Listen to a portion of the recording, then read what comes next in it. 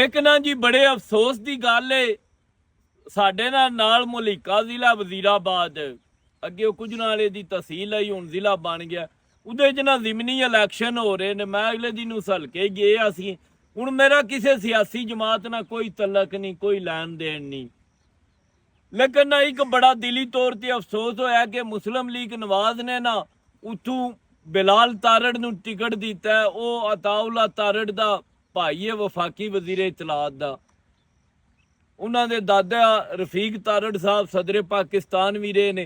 दिली तौर पर बड़ा अफसोस होया है कि एक मुस्लिम लीग का कारकुन और कारकुनां दा भी सरमाया इफ्तिहार जस्टिस इफ्तिहार चीमा ते उन्होंने भाई डॉक्टर निसार चीमा साहब ईमानदारी च वज़ादारी च अपने रख रखाओ कोई उन्होंने कमी नहीं आई। 4 बारी इस हल्के तों अहमद नासर चट्ठे नूं शिकस्त दी है, लेकिन उन्होंने बाईपास करके लाहौर के एक इंपोर्टेड उम्मीदवार नूं इत्थों टिकट दिता गया कि उहदे कदे अबाओ अजदाद का तलक ना गखड़ मंडी तो आ। यार दिली तौर पर बड़ा अफसोस होता है कि कद इस मुल्क की सियासी जमातां ने ना जेड़ियां वो बतौरे जमात काम करना शुरू करन दियां। इंज लगता जिकन कोई प्राइवेट लिमिटेड कंपनी है जिदे जो बॉस ने फैसला कर छड़िया वो हरफे आखिर है। यार पूरी दुनिया दी सियासी जमातां दे होर किधरे ते इस तरह का नहीं चक्कर होंदा।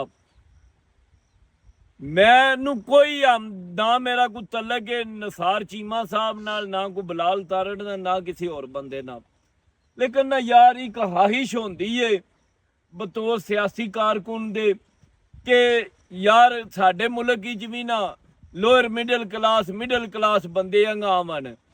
क्या उन्होंने टिकट ना देने की वजह है वो गलत नूं गलत नहीं कहते, हक सच ना खलोंदे ने, इस वजह तो उन्होंने बाईपास करके उन्होंने टिकट का हक मारिया जा रहा। और मैं अफरीन हाँ उस जिले दियां कारकुनां ते कि उन्होंने भी कोई एहतजाज नहीं किया कि यार एक बंदा जिन्हें 4 बारी उस हल्के की नुमाइंदगी की उन्होंने बाईपास करके एक होर बंदे नूं टिकट दे रहे हो। अजब जिहा ना इत्थे हुण के बंदा इत्थे गल करे ते केड़ा इत्थे बंदा इलैक्शन लड़े ते के करे। कोई हर सियासी जमात ही च ना बाप ते अगू बेटा ते चापलूस ते सरमायादार ही अगे आ रहे ने। एक मिडल क्लास एक अच्छा वर्कर की कोई औकात नहीं सियासी जमात ही।